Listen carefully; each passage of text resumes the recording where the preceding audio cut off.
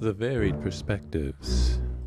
These are the journalisms by way of critical aggregation, illuminated from the analytical research of a historiographer, neither from the Oriental nor the Occidental. Your engagement through a like, a share, and a sum will accelerate us at warp speed towards the continuation of our mission to truthfully go where no news will have been going before. Engage impulse engines. Engage. Engage. Engage. Engage. Engage. Engage. Engage. Engage. Engage. Engage. Engage. Engage. Engage. Engage. Captain. Engage emergency override. Engage. Engage. Engage.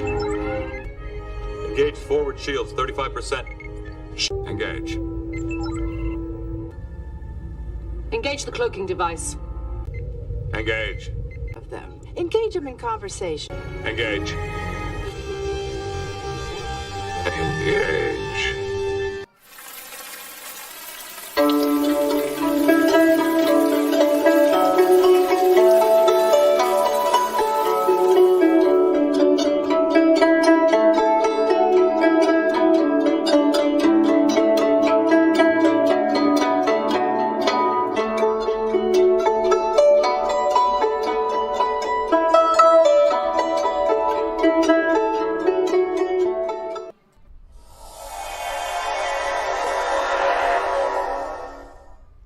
Russia and Iran ditch the dollar. Watch this space.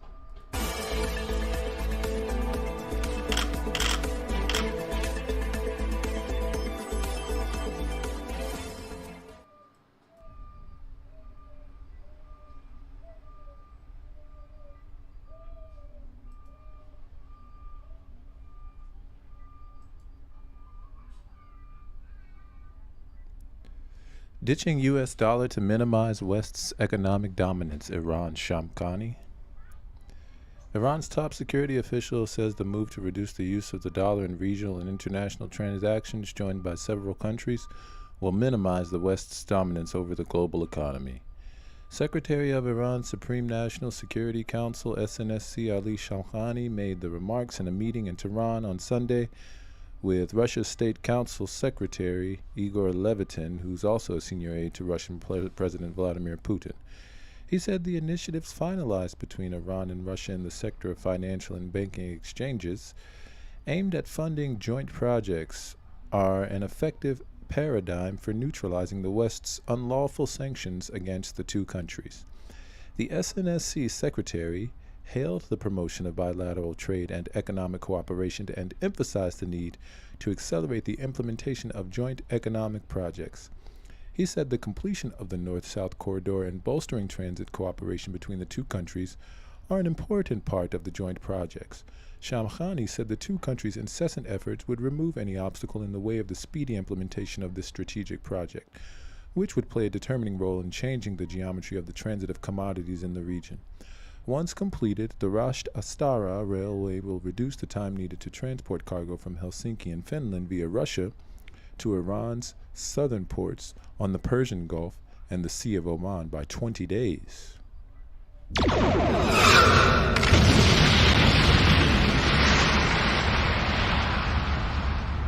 Iran seeking Russia's financial support for the project, which is estimated to cost 800 million euros. According to the latest estimates by the Iranian government, the project could also lead to a major increase in cargo transport from Russia to the Indian Ocean.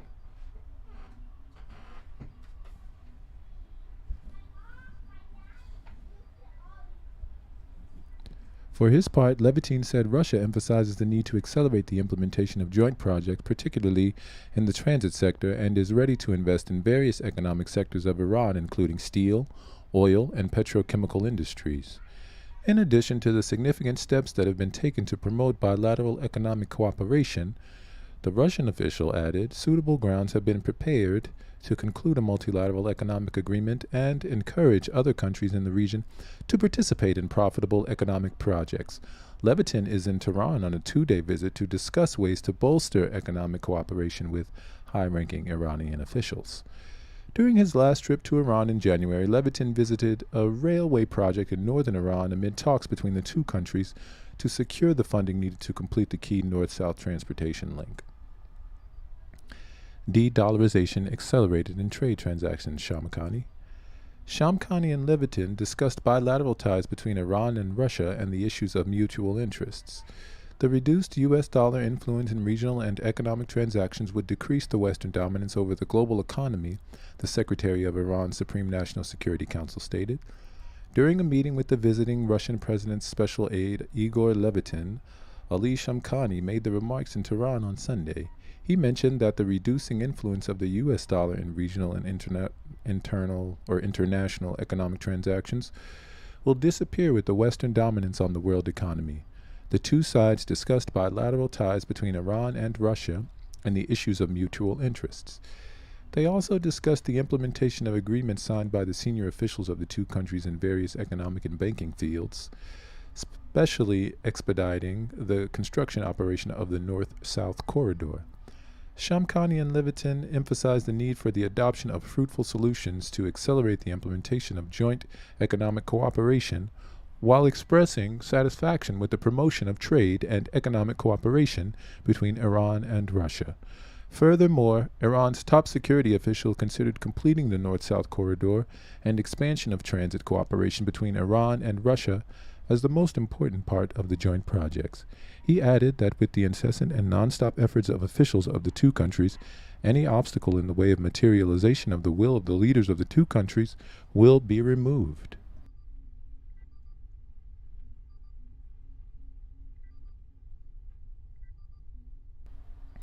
For his part, the Russian president's special aide submitted a comprehensive report on the latest developments related to trade and banking ties and joint economic projects. Levitin also stated that Moscow is ready to invest in various economic sectors of Iran, including steel, oil, and petrochemical industries. Iran and Russia can become the export center of some food items in the region with joint production and investment, Iran's first vice president, Mohammad Mokhbir, said during a meeting with Russian President Special Aide Igor Levitin in the Iranian capital on Saturday. During Levitin's 2-day visit to Tehran, both sides reviewed the latest joint projects and cooperation between Iran and Russia in the framework of the North-South Corridor cooperation in the field of energy, transportation, and expansion of the two countries' trade relations. For his part, Levitin announced Moscow's readiness to invest in the transit sector and to accelerate the implementation of joint plans in transportation. Russia is ready to conclude bilateral and multilateral cooperation agreements with Iran to construct these projects, Levitin pointed out. And from Press TV, Iran's security chief had extensive de-dollarization talks with Putin. Iran's top security official Ali Shamkhani and Russian President Vladimir Putin had extensive talks on de-dollarization or trade between the two sanction-hit countries during Shamkhani's visit to Moscow earlier this year, according to a report by Al Arabiya Al Jadid, which is the Arabic service of the London-based website The New Arab. Iran's semi-official Fars news agency covered the report after it was released late on Wednesday and said that the hours-long off-the-record meeting between Shamkhani and Putin early February was mostly focused on initiatives to offset the impacts of Western sanctions on Iran and Russia, including efforts to ditch the U.S. dollar from bilateral trade. It said the two had agreed that Iran and Russia could increase the share of other major currencies, including the Chinese yuan, the Emirati dirham, and the Indian rupee, in the foreign exchange reserves. The report said that the agreement was a base for Shamkhani's following consultants in China, the United Arab Emirates, and Iraq to boost Iran's access to international trade. Shamkhani had traveled to Moscow to attend a regional summit on Afghanistan. The former Navy commander, who leads Iran's Supreme National Security Council, then reached a deal in early March in Beijing with his Saudi counterpart Musa'ad bin Mohammed al-Aibin to revive diplomatic ties between Iran and Saudi Arabia. Shamkhani also traveled to Abu Dhabi and Baghdad last month in visits that many said were aimed at boosting Iran's economic ties with its two Arab neighbors. And from Iran front page, Iran security chief international efforts to sideline dollar gaining momentum. Iran's security chief praises growing economic cooperation with Russia in the face of Western sanctions, saying international efforts to diminish the role of the U.S. dollar in financial transactions have gathered pace. In a meeting with the visiting Russian president's special envoy Igor Levitin, secretary of Iran's Supreme National Security Council, expressed satisfaction with the improvement of the level and volume of economic cooperation between the two countries. He emphasized the need for the adoption of the shortcut solutions to accelerate the implementation of joint economic projects. Shamkhani said the finalized initiatives between the two countries related to monetary and banking relations are considered as an effective model for thwarting the illegal Western sanctions. The path started to reduce the influence of the dollar in regional and international economic exchanges, which many countries are joining, will reduce the dominance of the West over the world economy to the minimum possible level, he said. For his part, the Russian official stressed the need to implement joint plans and projects as soon as possible, especially in the field of transit, saying Moscow stands ready to invest in various economic sectors in Iran, including steel, oil, and petrochemicals. Besides the significant steps taken, the promotion of bilateral economic cooperation, proper grounds have been provided for concluding a multilateral economic agreement and attracting the participation of other countries in the region in profitable economic projects, he added. And from the cradle, the big stiff, Russia-Iran dump the dollar. News of Russian banks connecting to Iran's financial messaging system strengthens the resistance against U.S. imposed sanctions on both countries and accelerates global de-dollarization.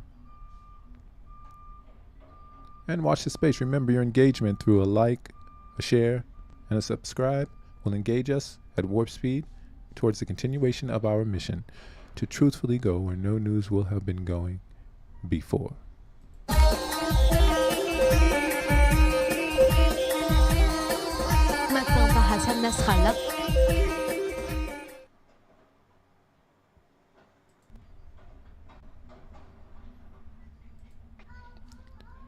From Al-Manar, Saeed Nasrallah welcomes command delegation. Hamas command delegation. Hezbollah Secretary General Saeed Hassan Nasrallah welcomed a command delegation from Palestine's Hamas resistance movement led by Politburo Chief Ismail Haniyeh and Deputy Chief Saleh Arori. The meeting reviewed the key developments in occupied Palestine incidents witnessed at Al-Aqsa Mosque, the escalated acts of resistance in West Bank and Gaza. The conferees also discussed the political developments in the region and the readiness of the axis of resistance to confront the developments as well as the coordinated among its components. From Memo, Hezbollah Hamas leaders meet in Lebanon amid Al-Aqsa tension.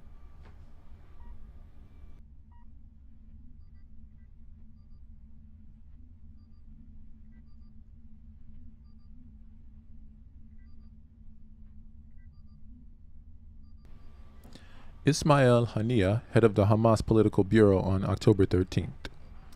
Hezbollah Secretary General Hassan Nasrallah held talks on Sunday with Hamas political chief Ismail Haniyeh amid tension in occupied East Jerusalem, Anadolu reports.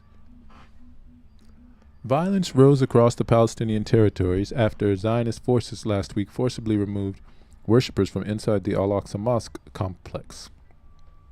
The Zionist raids on the mosque triggered rockets fired from the Gaza Strip and Lebanon, with Zionists retaliating with air and artillery shelling. A Hezbollah statement with Nasrallah and Haniyeh discussed the latest Palestinian developments, events at Al-Aqsa Mosque, and the escalating resistance in the West Bank and Gaza Strip. The talks also touched on regional political developments and the readiness of the axis of resistance and cooperation of its parties in confronting all these events and developments, the statement added. The axis of resistance is an anti-Zionist alliance across the region made up of Iranian-backed groups including the Syrian regime, Hezbollah, Hamas, and the Islamic Jihad group, among others. Haniyeh arrived in Lebanon on Wednesday for a visit that coincided with escalating violence in the occupied Palestinian territories. Hezbollah Hamas leaders discuss readiness of axis of resistance. This is from Press TV. Top leaders of the Palestinian and Lebanese resistance movements have met in Beirut to discuss the latest developments in Palestine following Zionist attacks on worshippers at the Al-Aqsa Mosque compound. Ismail Haniyeh, head of Hamas political bureau, met with Hezbollah Secretary General Saeed Hassan Nasrallah on Sunday, and the two discussed the readiness of the axis of the resistance and their cooperation after the recent events. The meeting was held amid ongoing tensions through the occupied territories following the Zionist regime's brutal assault on Palestinian worshippers who were observing the holy fasting month of Ramadan at the Al-Aqsa Mosque compound. Heavily armed Zionist forces stormed Al-Aqsa Mosque on Tuesday night, firing tear gas and stun grenades into the Qibla prayer hall, where hundreds of men, women, elderly people, and children were staying overnight to pray. Some eyewitness said rubber-coated steel bullets were also fired.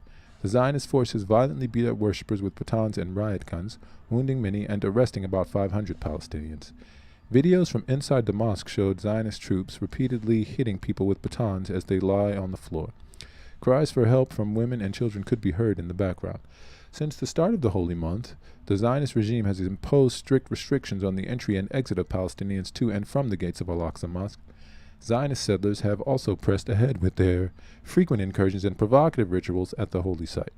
Retaliating against the Zionist aggression, resistance fighters based in Gaza fired rockets at the occupied territories. On Thursday, at least 30 rockets were reportedly launched from southern Lebanon into the Zionist-occupied territories in retaliation for the Zionist raids. The Zionist regime's warplanes bombed Gaza and southern Lebanon, but it avoided going further in fear of sparking a wider conflict. Saeed Nasrallah Haniyeh discussed Palestinian developments. Hezbollah Secretary General Saeed Hassan Nasrallah meets with Hamas chief Ismail Haniyeh, and the leaders discussed the latest developments in occupied Palestine. Hezbollah Secretary General Saeed Hassan Nasrallah received on Saturday Hamas, the chief of Hamas's political bureau, Ismail Haniyeh, and his deputy, Saleh al-Aruri, both of whom were heading a Hamas delegation. Saeed Nasrallah discussed with the Hamas delegation the latest developments in occupied Palestine and the incidents that were taking place in Al-Aqsa Mosque, as well as the uptick in resistance in the occupied West Bank and the Gaza Strip, Hezbollah's media relations official said in a statement. The parties to the meeting discussed the latest political developments, as well as the preparedness of the axis of resistance and the coordination and cooperation of all of its members in the face of the latest challenges. The meeting comes in light of tensions in Al-Aqsa Mosque over the continuous Israeli raids against it, as well as the brutalization of Palestinians stationing themselves in the holy site. The Zionist occupation forces on Sunday turned the courtyards of Al-Aqsa Mosque into military barracks in a bid to provide protection for the illegal settlers storming the Muslim holy site on the fourth day of Passover. The Islamic Endowments Department in Al-Quds said scores of settlers stormed Al-Aqsa Mosque in groups from the Moroccan Gate, adding that they carried out provocative tours and performed some rites under the protection of the Zionist occupation forces. Occupied Al-Quds has witnessed stark tension since the onset of the week, which kicked off the Zionist occupation raiding the holy site and assaulting the Palestinians who are stationed there as part of the religious practice of itikaf. The IOF's provocation sent settlers into a frenzy, with Zionist media reporting that the current situation resembled the time leading up to the Saif al-Quds battle, adding that an incident in Al-Aqsa could also be dragged into a wide confrontation this time. The first round of aggression spurred up a week of Zionist violence and Palestinian confrontation that spread all over the occupied state in various forms, from rallies to resistance operations. The raids have drawn international condemnation and sparked concerns with the Zionist occupation about the severity of the security situation and how the occupation's actions were backfiring. And that's from Al-Mayadeen. Also from Al-Mayadeen, Israeli, or I'll rephrase that, Zionist media comment on Nasrallah Haniyeh meeting. Zionist media are discussing the Secretary General of Hezbollah, Saeed Hassan Nasrallah's meeting with a delegation from Hamas, emphasizing its importance. The Zionist media touched on the meeting that brought together the Secretary General of Hezbollah, Saeed Hassan Nasrallah, with a delegation from the Hamas movement, which included the head of the political bureau, Ismail Haniyeh, and his deputy, Saleh al-Aruri. The Zionist Makan channel discussed the tripartite meeting between Nasrallah and Ismail Haniyeh and this deputy, Saleh al-Aruri, in Beirut, noting that the two sides discussed the readiness of the axis of resistance and cooperation between the participating elements in confronting all developments.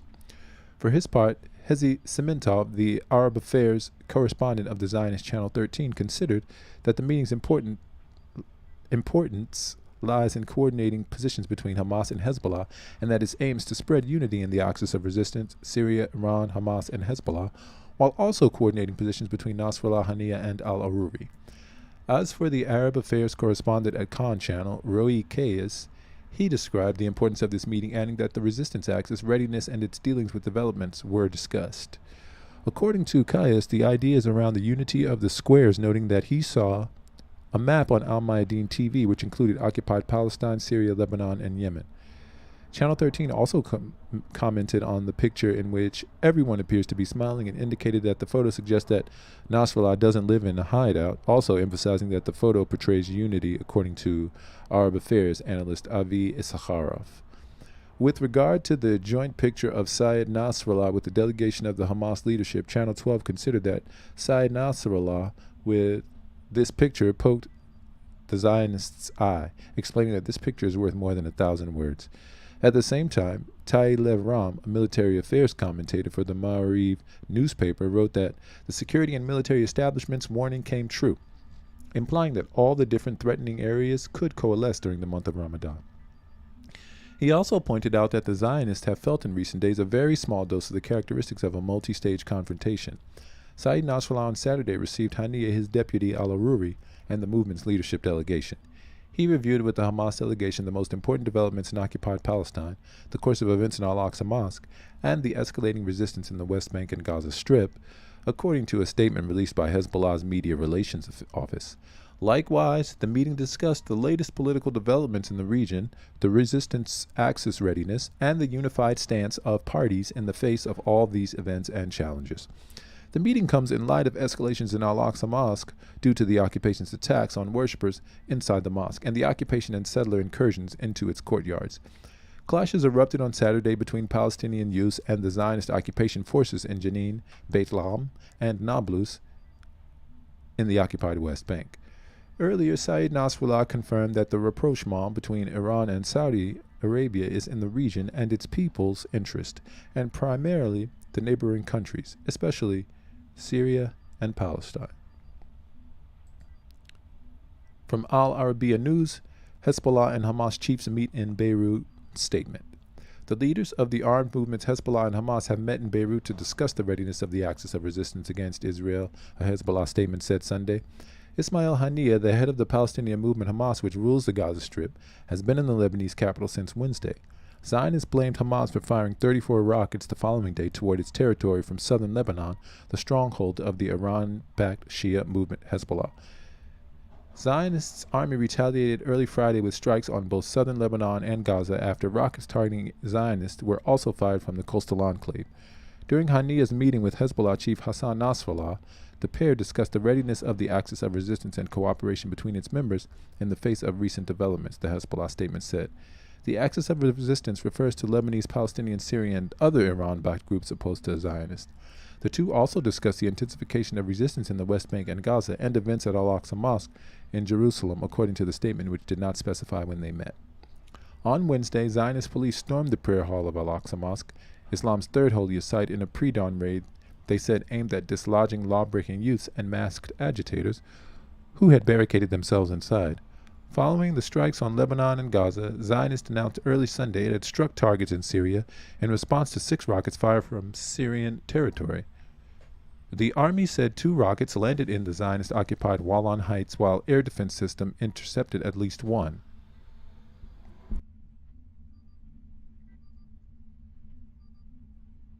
On Friday, an Italian tourist was killed and 7 other people wounded when an Israeli air plowed a car into pedestrians on Tel Aviv's seafront. In an earlier attack on Zionist settlers in the occupied West Bank, 2 British Israeli settlers, Zionist sisters, were killed and their mother seriously wounded when their car was fired on in the Jordan Valley.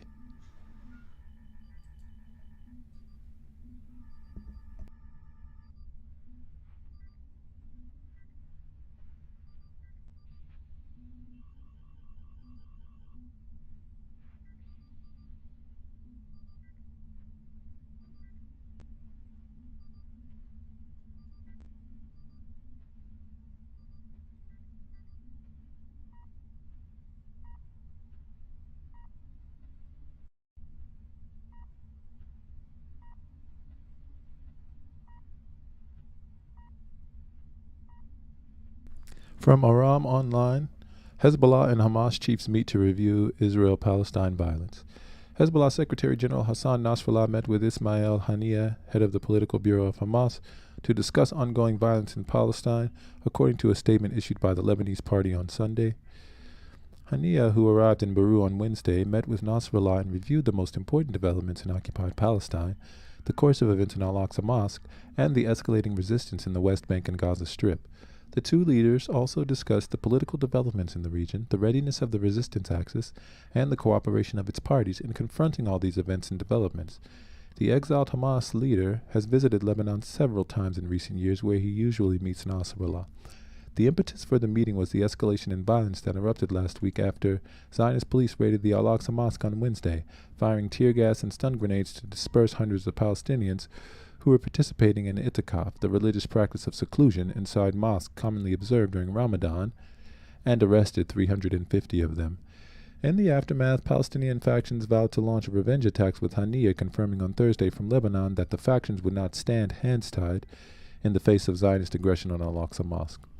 On Thursday, at least 34 rockets were fired from southern Lebanon towards Zionist-occupied Palestine. The Zionists shot down most of them, attributing blame to Palestinian factions, likely Hamas or Islamic Jihad. On Friday, the Zionist army carried out airstrikes on the Gaza Strip and a small number on southern Lebanon. On Saturday night, the Zionist army announced that it had launched ground and airstrikes on sites in Syria in retaliation for the firing of missiles from Syria towards the occupied Golan Heights. The Syrian Observatory for Human Rights reported that the Zionist bombardment targeted Syrian army sites in the southern governorates of As-Suwaida, Dara, and Quneitra. At the same time, Zionists are in the midst of deploying security reinforcements in the wake of two attacks on Friday that killed 3 people, an Italian tourist and 2 Zionist British sisters, in Tel Aviv and the occupied West Bank. On Saturday, the Palestinian Ministry of Health reported that a Palestinian youth was killed by Zionist forces in the northern West Bank. And from Al-Mayadeen, Syed Nasrallah Haniyeh discuss Palestinian developments. Hezbollah Secretary General Saeed Hassan Nasrallah received on Saturday Hamas, the chief of Hamas's political bureau, Ismail Haniyeh, and his deputy Saleh al-Aruri, both of whom were heading a Hamas delegation. Saeed Nasrallah discussed with the Hamas delegation the latest developments in occupied Palestine and the incidents that were taking place in Al-Aqsa Mosque, as well as the uptick in resistance in the occupied West Bank and the Gaza Strip, Hezbollah's media relations office said in a statement. The parties to the meeting discussed the latest religion-political developments, as well as the preparedness of the axis of resistance and the coordination and cooperation of all of its members in the face of the latest challenges. The meeting comes in light of tensions in Al-Aqsa Mosque over the continuous Zionist raids against it, as well as the brutalization of Palestinians stationing themselves in the holy site. The Zionist occupation forces on Sunday turned the courtyards of Al-Aqsa Mosque into military barracks in a bid to provide protection for the illegal settlers storming the Muslim holy site on the 4th day of Passover. The Islamic Endowments Department in Al-Quds said scores of settlers stormed Al-Aqsa Mosque in groups from the Moroccan Gate, adding that they carried out provocative tours and performed some rites under the protection of the Zionist occupation forces. Occupied Al-Quds has witnessed stark tension since the onset of the week, which kicked off with the Zionist occupation raiding the holy site and assaulting the Palestinians who are stationed there as part of the religious practice of itikaf. The Zionist occupation forces' provocation sent settlers into a frenzy, with Zionist media reporting that the current situation resembled the time leading up to the Self al-Quds battle, adding that an incident in Al-Aqsa can also be dragged into a wide confrontation this time. The first round of aggression spurred up a week of Zionist violence and Palestinian confrontation that spread all over the occupied state in various forms, from rallies to resistance operations. The raids have drawn international condemnation and sparked concerns within the Zionist occupation about the severity of the security situation and how the occupation's actions were backfiring.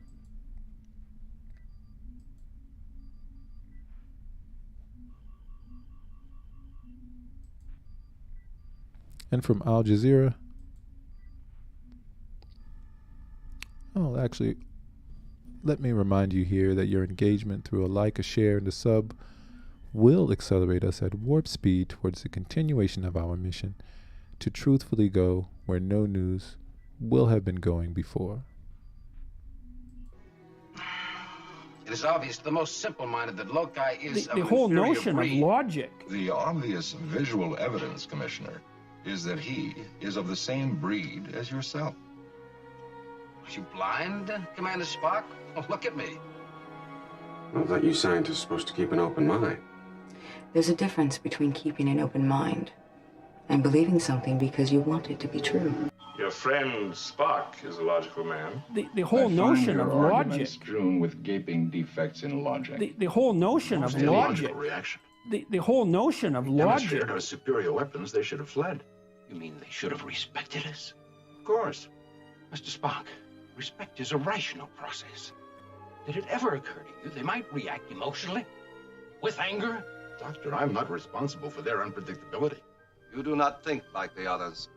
There are no colors to your patterns of logic. There's only the whole notion of logic. The whole notion of completely logic. Pragmatic. And we poor irrational humans whip them in a fair fight. Now you'll find yourself back among us illogical humans again, The whole notion which I of find logic. eminently satisfactory, Doctor. For nowhere am I so desperately needed. Because she feels. I don't. All I know is logic. The whole notion of Will you try to logic. understand how we feel about our life here? The whole About notion each of other? logic.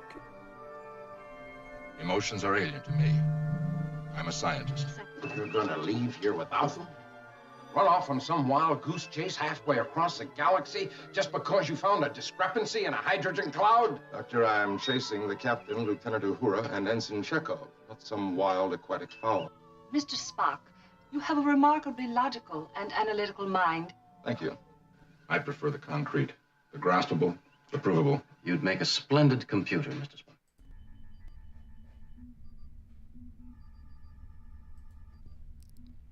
U.S. scrambles to find source of leak of Ukraine war intel.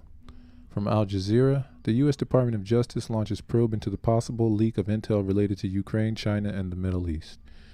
The United States is scrambling to identify the source of a possible leak of highly classified documents that appear to reveal sensitive details about U.S. allies, including Ukraine's vulnerabilities in its war with Russia. The Pentagon said on Sunday it had made a formal referral to the Department of Justice asking it to investigate the apparent leak of the documents which had been circulated on social media sites, including Twitter. The documents, which resemble non-public daily updates produced by the U.S. military's joint staff, appear to contain intelligence related to Ukraine, China, the Middle East, and Africa. The leak appears to show Washington spying on close U.S. allies, including Ukraine, South Korea, and Zionist-occupied Palestine, a potentially embarrassing revelation for the administration of U.S. President Joe Biden. However, the documents appear to contain at least some errors, including battlefield casualty estimates that minimize Russian losses. U.S. officials have told the Reuters news agency they've not ruled out the possibility the documents have been doctored to conceal the origin or spread false information that could damage U.S. security interests. The Ukrainian presidential official has said the leaked documents contain a large amount of fictitious information and bear the hallmarks of a Russian disinformation campaign.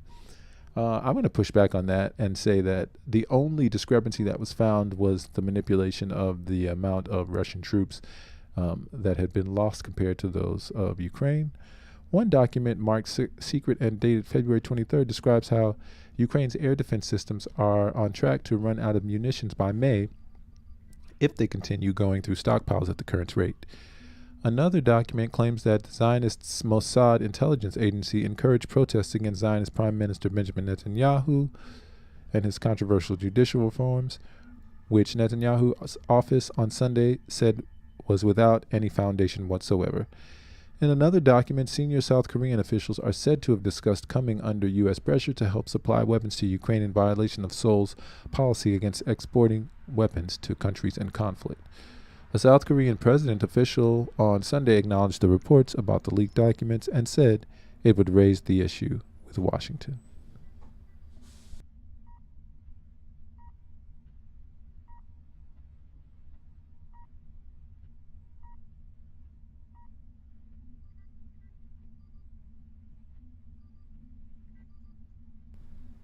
Also from Al Jazeera, classified U.S. documents on Ukraine war leaked report.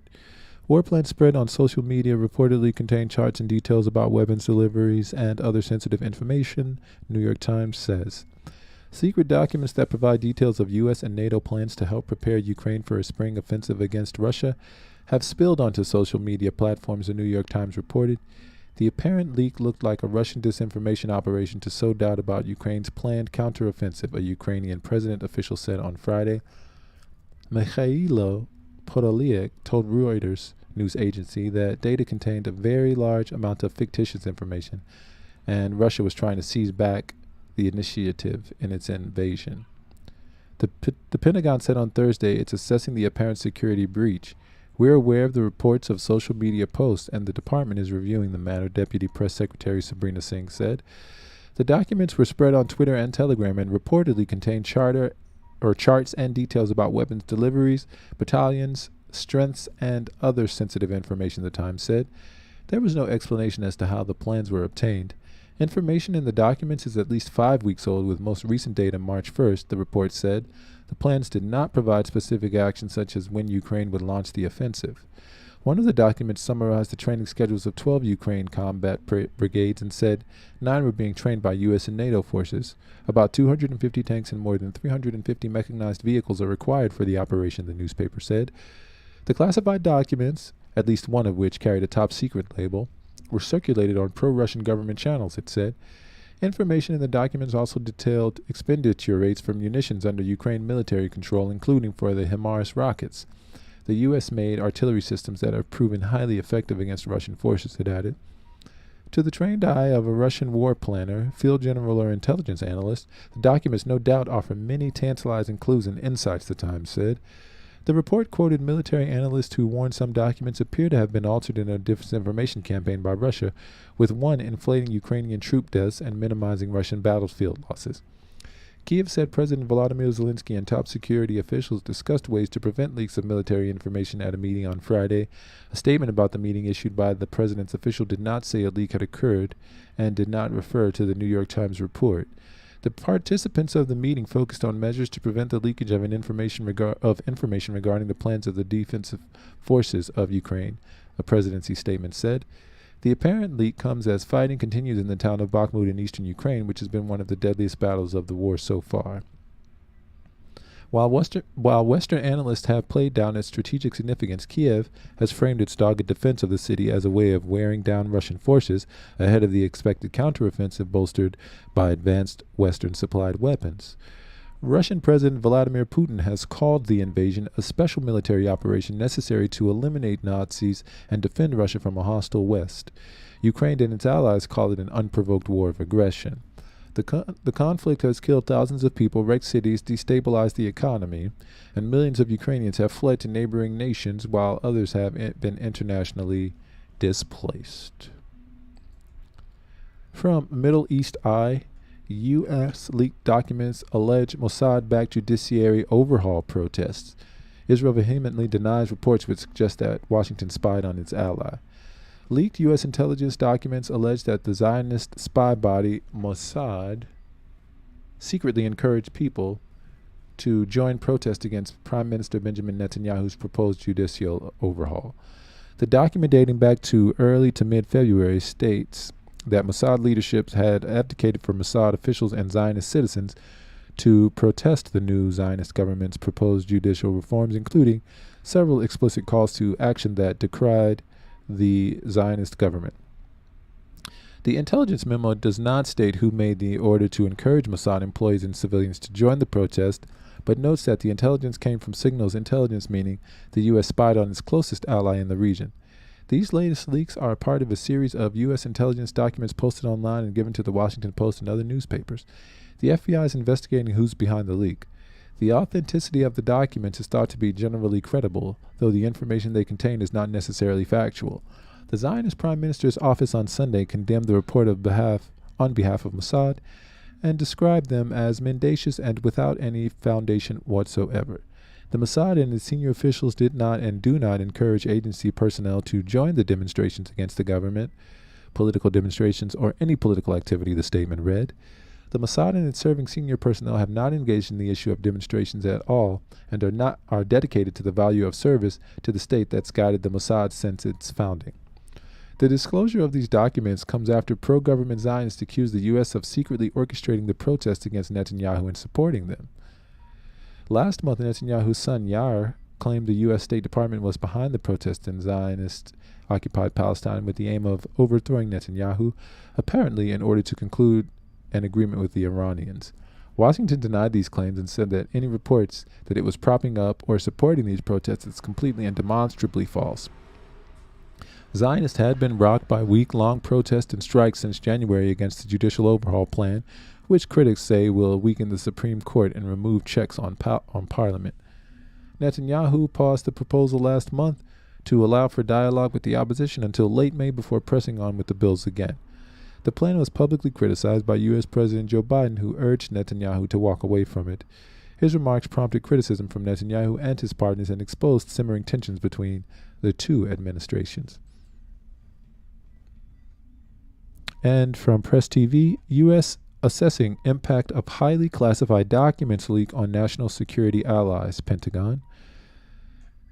The United States Defense Department says the country is assessing the impact of the recent online leak of highly classified military and intelligence documents on the country's national security and its close allies. The leak features dozens of photographed documents that have been surfacing on Twitter, Telegram, Discord, and other social media platforms over recent days, American media outlets reported on Sunday, saying new documents continue to surface online. An interagency effort's been stood up focused on assessing the impact these photographed documents could have on U.S. national security and on our allies and partners, said Deputy Pentagon Press Secretary Sabrina Singh.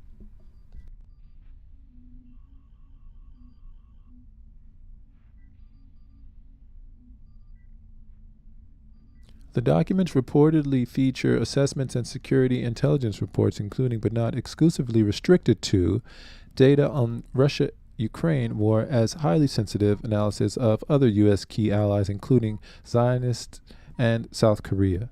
They appear to contain sensitive and highly classified material, Singh said, of the documents, some of whose data apparently concern the Zionist regime Mossad spy agency. The Pentagon is still reviewing the authenticity of the documents, but according to American officials' comments on the matter to the Washington Post, many of the documents are consistent with the CIA World Intelligence Review reports. These reports are shared at high levels within the White House, Pentagon, and State Department. American officials are meanwhile busy searching for the source of the leaks. Some said the breadth of topics that have been addressed in the documents suggests they might have been leaked by an American rather than an ally. One of the officials who spoke to Reuters on the condition of anonymity said investigators were looking at 4 or 5 theories, from a disgruntled employee to an insider threat that actively wanted to undermine U.S. national security interests. The focus now is on this being a U.S. leak, as many of the documents were only in U.S. hands, Michael Mulroy, a former senior Pentagon official, told Reuters in an interview. The data leak has been rated as one of the most serious security breaches since more than 700,000 documents, videos, and diplomatic cables appeared on the WikiLeaks whistleblower website in 2013.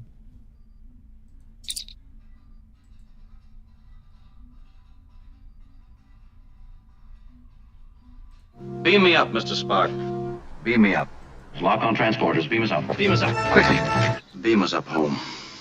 Beam us up. Prepare to beam us up, Mr. Scott. Beam us up, Mr. Scott. Prepare to beam us up. Scott, prepare to beam us up. Have Scotty beam us up. Beam us up. Beam us up. Scotty, beam us up fast. Stand by to beam us up. Scotty, beam me up. Beam me up. Beam us up now! Stand by to beam us up. No need to beam me up, sir. The situation is under control.